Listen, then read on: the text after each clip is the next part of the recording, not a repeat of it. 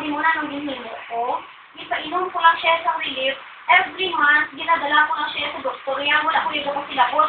Every month, dalawin ko na siya. Every month, 4 na kabasket na dala ko ng mga fruits. Kaya nakadto ko sa neurologist, nakadto ko sa cardiologist, nakadto ko sa nephrologist, nakadto ko sa pulmonologist. So, 4 na kabasket every month, kadto kami na sa doktor yagid. And anong nakita ko, wala ko kasilabot. Kung anong ihambal sa doktor, pinapalo ko ginapat. What I have noticed is, every month, kadto ko kadto, ginaibanan nila nga ginaibanan, ang bulong nga ginaibanan. After 1 year, she was left with almost 1,000 medication. So, after 8 years, she had only 400 pesos per month. Medication. Tanan na ang mga bulong yung discontinue. Sila nag-discontinue, hindi man ako ang mga doktor. Because they saw, ang injectionan ko pa rin siya sa kidney. Kaya ang kidney niya from 4.8, kaya tinila na nauna sa 1.2. Kasi namin, ang sensura yan, sige, untat yan to. Sila mo na mag-untat. So, I want to tell you that this is not an alternative medicine. Don't fight this to your doctor. Sometimes your doctor will say no because they do not know what is relief. The reason for that is not that they are not against relief. It's because they do not know about it. It's why they cannot comment about it. But if I will be in your place, I will go to the doctor. Kung ako sa imo, ipakwa ko na. Kung ako bilang ka-survey ko na, ipakwa ko na, para wala ako mag-worry, may nagatubo na dala, kung sigihon ko bitang relief, para dali ko magmayo sa akong operation.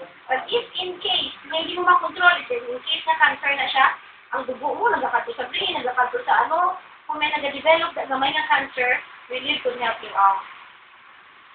So it's not an alternative for one thing. It's not that will, like for example, kung may after operation. Oo. So, kinanglan siya. Usually ako, amo ginahambal na ako because there is sometimes a misconception about supplementation. They think that it's an alternative. Ang total health composed of a lot of factors. Number 1, your nutrition. Number 2, your stress level. And number 3, your lifestyle. You're taking relief every day. Ano ka man. Pero, grabe man ang imo stress sa work mo. Wala kang gatulong. Buhay ka gano'n. It won't work. It should be a balance. But kita, kay tungod na sometimes hindi kita knowledgeable with the kind of food that you need to eat. Sometimes ang nutrition binato. Like for example sa ako.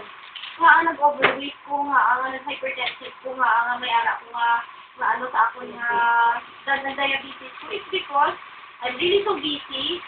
Kakaon ko, nag-ring ang telepono ko. Kakaon ko kita, ko sa burger, nag-drive ko because I have to go for an emergency. So, nakita ko nga, I'm not eating the quality of food. I am not chewing it right. That's why my body cannot assimilate it. And I turned out to be malnourished. Malnourished lang at tambo. And that's what happened to me. Because I don't have a good lifestyle. Because when I learned this, that I need to slow down a little bit. I need to have also a time to eat. To shut down my cell phone while eating. Di makamulat man ata. And supplement my diet. I've got a great health. So, amo na siya ang ako na health.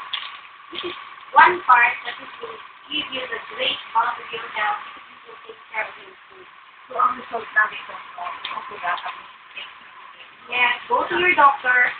Dr. Batis is a good surgeon. I've heard a lot about him.